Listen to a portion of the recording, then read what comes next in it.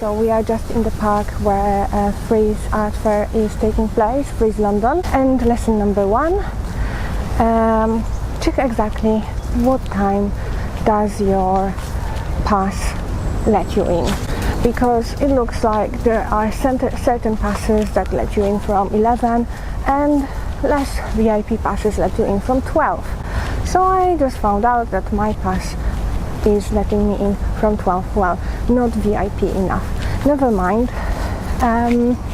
In the meantime, me and my friend, we've decided to have a look around the park, as there is an outdoor exhibition related to the fair. It's been in the park for a while now, but I haven't seen it yet, so yeah, it's a good opportunity to see. Another thing to remember, or like to be aware of, probably majority of people who are here today on Saturday are not actually buyers, but more general public, students and people who are interested. The majority of buyers and art world comes during the week. So the weekend is more like the end of the fair, where the general folk can go and see what the art world has already seen. They've seen it and now they are gone and moved on to another one.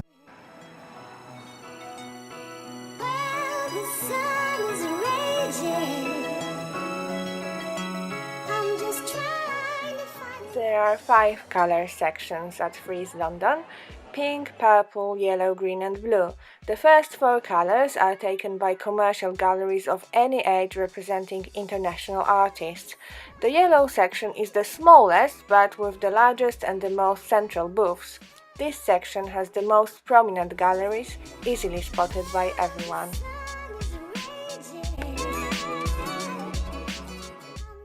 The blue section, called Focus, has the smallest booths but the most interestingly curated.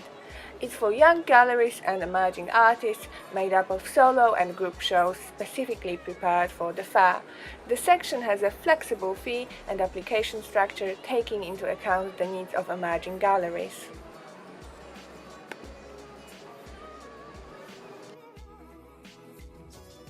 Sales were good this year at Frieze London.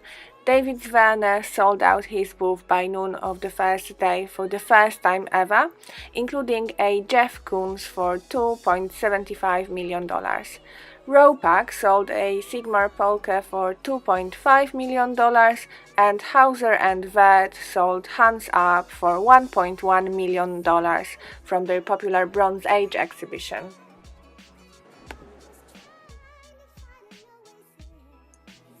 I'm trying to get to a curated section called Sex Work, exploring feminist art and radical politics, dedicated to women artists working at the extreme edges of feminist practice since 1960s and the galleries who supported them. And here you have such a nice princess.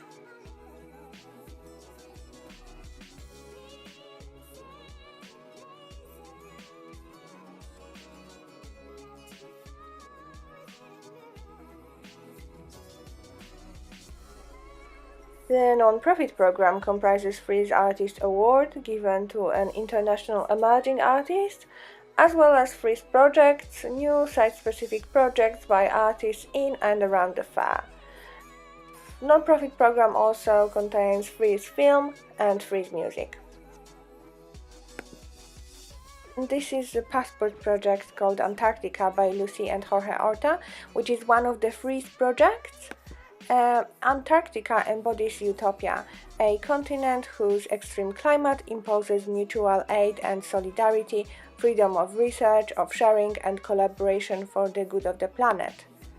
By inviting visitors to symbolically transfer their individual national identity into that of a collective world citizen, Lucy and Jorge Horta envisage new possibilities for community and environment. And again, in the focus part of the fair, there is a performance and participation section. Here you can see performance by Gothe-Snape called Every Artist Remembered. It's based on unrehearsed conversations between Gothe-Snape and other artists who sit for 2 hours in front of a live audience. They take turns in remembering an artist's name, which is then written on a large sheet of paper. This performance was a little slow for me, so the best way to take it in was to come back a few times to see the growing list of names.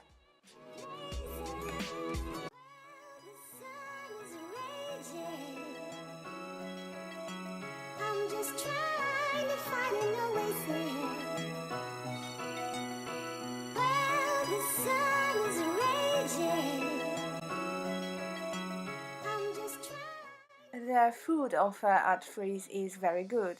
The atmosphere here reminds me the one on a music festival. Only a few years ago, you could only get a sausage at an art fair. Now you have a variety of overpriced choices, from a bottle of water for £2 through artisan cupcakes to high-end champagne bars.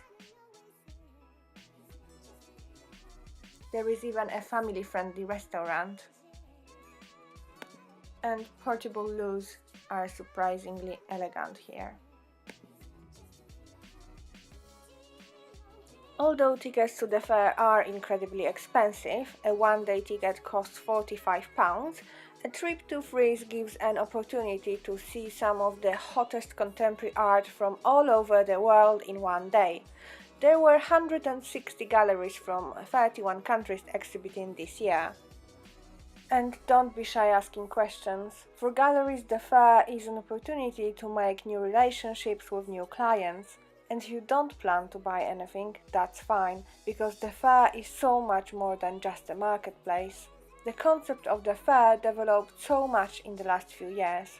For art professionals, the fair is often a vital platform for discovery of emerging artists. It is also an opportunity to see people you know and to remind yourself what certain galleries do, as well as listen to talks and get inspired.